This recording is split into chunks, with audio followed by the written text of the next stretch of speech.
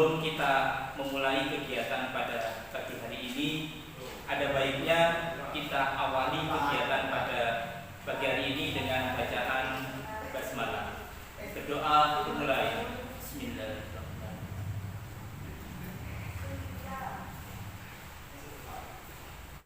Kemudian sebelum materi pada pagi hari ini saya sampaikan, saya tetap mengingatkan kepada kalian untuk selalu menjaga kesehatan agar kita terhindar dari virus-virus, terutama virus corona. Apa yang perlu kita siapkan? Yang pertama yaitu selalu menggunakan masker ketika kalian keluar rumah. Kemudian yang kedua, rajin mencuci tangan menggunakan sabun dan air yang mengalir atau menggunakan hand sanitizer. Dan yang ketiga, selalu jaga jarak dengan orang lain minimal 1 meter. Itulah tips-tips agar kita terhindar dari virus corona dan mudah-mudahan kita semua dalam keadaan sehat walafiat. Baiklah, untuk mengawali kegiatan pada pagi hari ini, materi yang akan saya sampaikan yaitu berjudul strategi belajar mengajar, atau bagaimana kita belajar dengan efektif, bagaimana kita bisa belajar dengan semaksimal mungkin. Baik, sebelum kita ke strategi belajar mengajar, ada istilah belajar. Mungkin dari kalian ada yang tahu apa itu belajar. Ya, betul. Ya, jadi menurut Wikipedia, belajar adalah sebuah perubahan yang relatif permanen dalam perilaku atau potensi perilaku sebagai hasil dari sebuah pengalaman atau latihan yang diperkuat. Artinya apa? Dengan belajar, harapan kita bisa membedakan mana itu hal yang baik, mana itu hal yang kurang baik. Itu manfaat dari kita belajar. Kemudian manfaat lain, dengan belajar kita akan menambah ilmu pengetahuan dari yang tidak tahu menjadi lebih paham. Itu arti dari belajar. Kemudian ada pepatah yang mengatakan hidup ini memang tidak pernah berhenti untuk meminta kita untuk selalu belajar. Artinya sejak kecil sampai sekarang, bahkan sampai tua nanti, kita diharuskan untuk selalu belajar. Kenapa? Ya itu tadi sudah saya sampaikan. Dengan belajar kita akan menambah wawasan, kita akan menambah pengetahuan. Nah, ada pepatah lagi yang mengatakan, tuntutlah ilmu walau sampai ke negeri Cina. Ada yang tahu maksudnya apa di sini? Kenapa kok kita harus dituntut mencari ilmu sampai ke negeri Cina? Ya, ada yang tahu? Betul sekali ya. Jadi kenapa kok ada pepatah mengatakan kita disuruh menuntut ilmu sampai ke negeri Cina? Artinya begini, kita dituntut menuntut ilmu itu sampai jauh manapun, ya, sampai ke negeri Cina, itu kita masih diwajibkan untuk menuntut ilmu. Jangan kita mentang-mentang sudah pandai, kita mentang-mentang sudah pinter, akhirnya apa? Kita belajar, kita berhenti untuk menuntut ilmu. Itu namanya orang sombong. Kenapa? Karena orang sombong itu tidak mau belajar. Mereka sudah menganggap dirinya sudah pinter, sudah menganggap dirinya lebih. Nah, sebelum kita masuk ke strategi, mungkin dari di antara kalian ada yang, oh saya ini belajarnya kok susah sekali.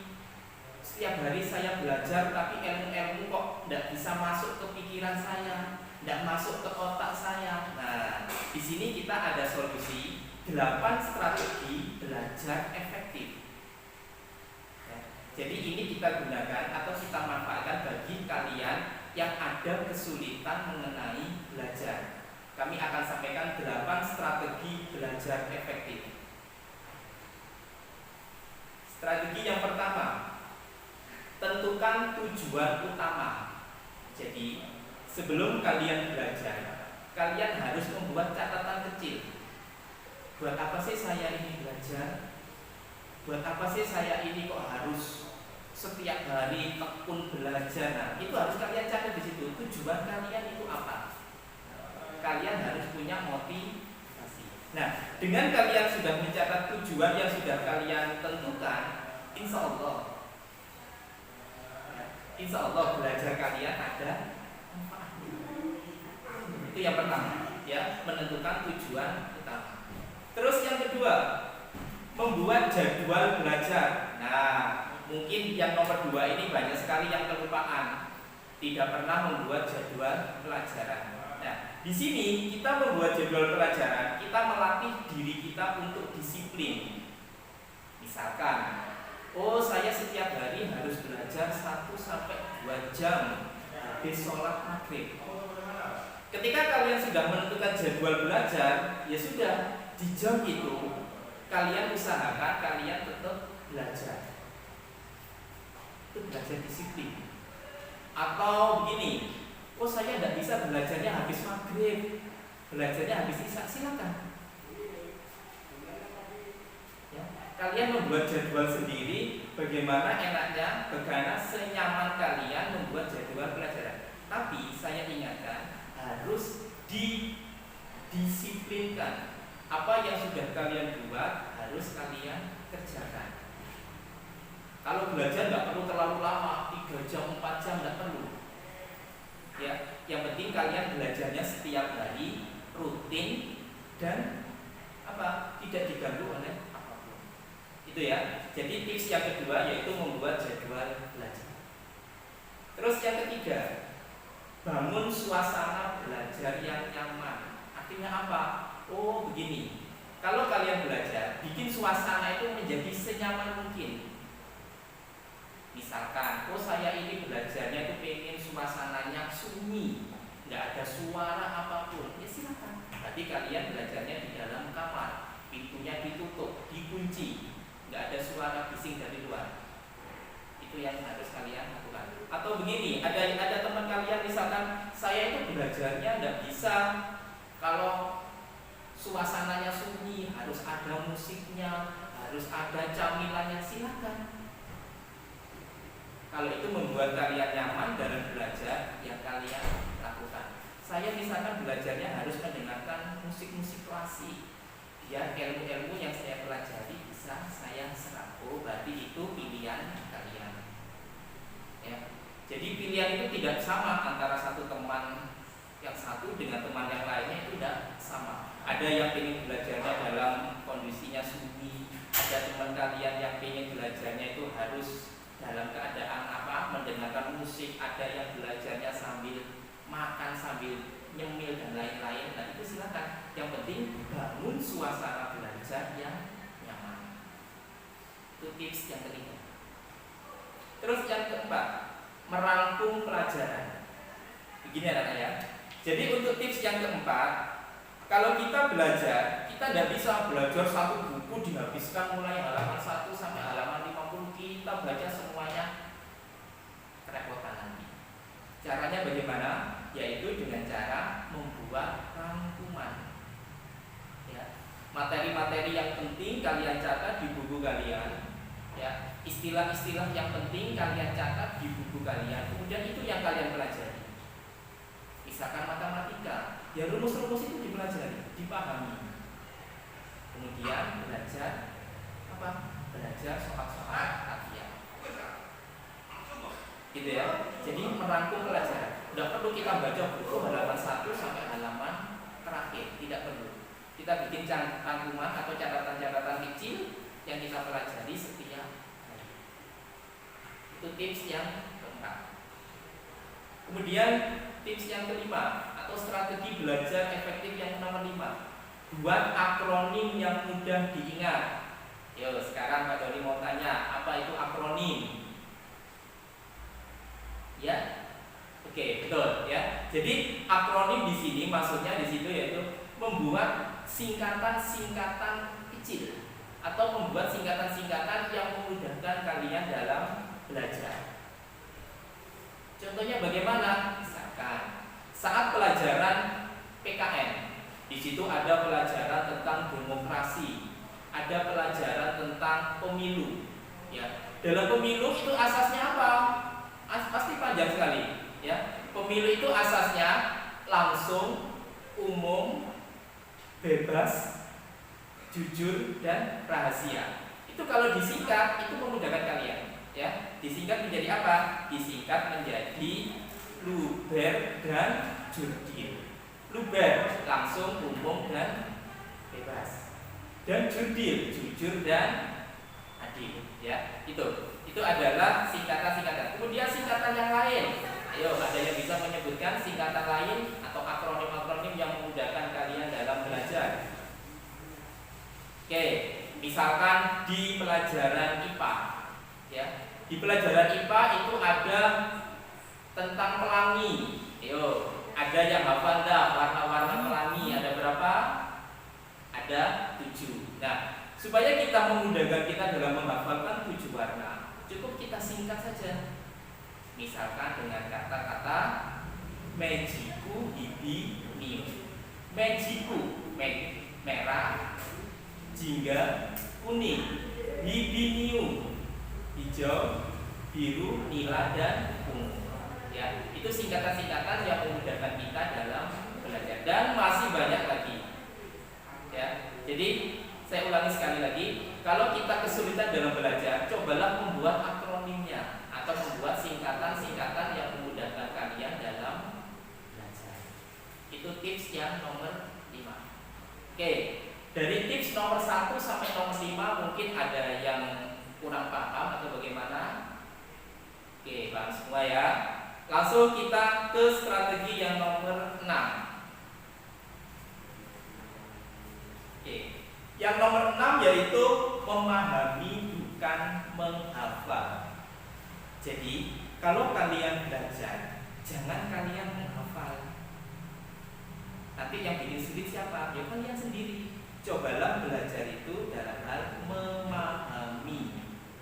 Contoh, dalam matematika, kita tidak harus menghafalkan rumus-rumus matematika, rumus Pitagoras, rumus segitiga, rumus itu tidak perlu kita hafalkan. Cukup kita memahami. Kalau kita sudah paham, otomatis rumus itu akan masuk ke pikiran kita, ke otak kita.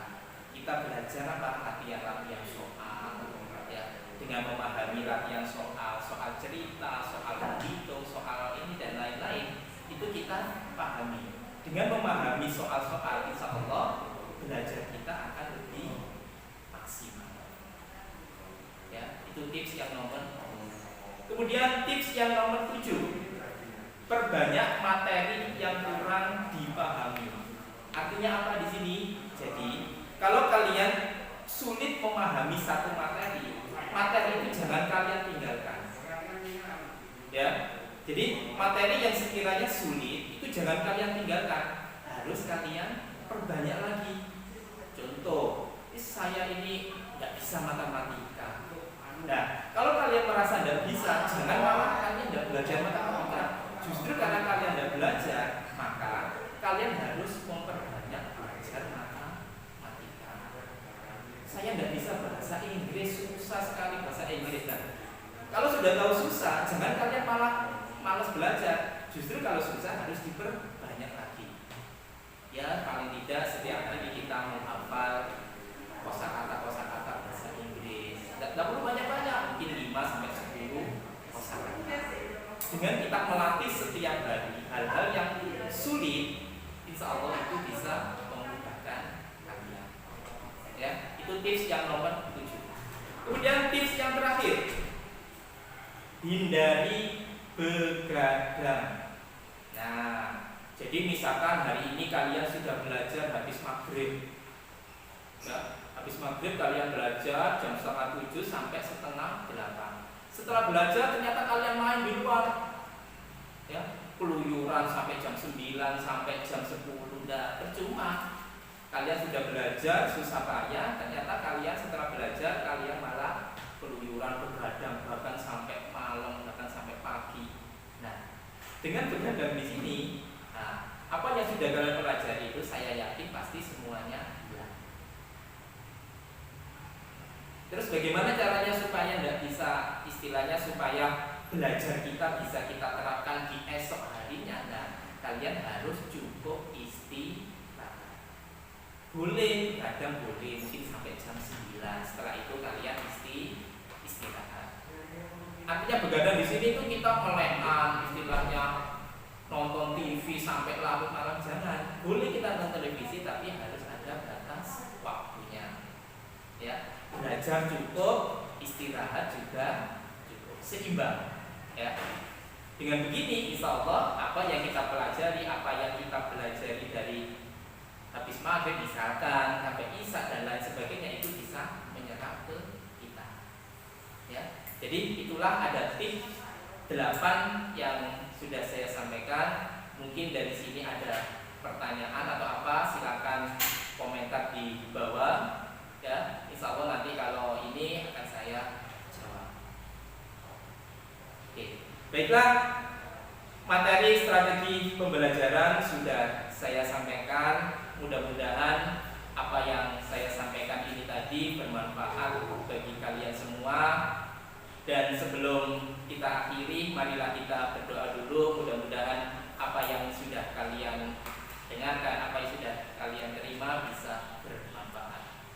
Baiklah, marilah kita berdoa untuk mengakhiri pertemuan pada hari ini. Berdoa dimulai.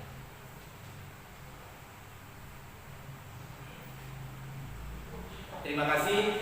Sekian dari saya. Apabila ada tutur kata yang kurang berkenan, saya mohon maaf yang sebesar-besarnya. Dan saya akhiri. Wassalamualaikum warahmatullahi wabarakatuh.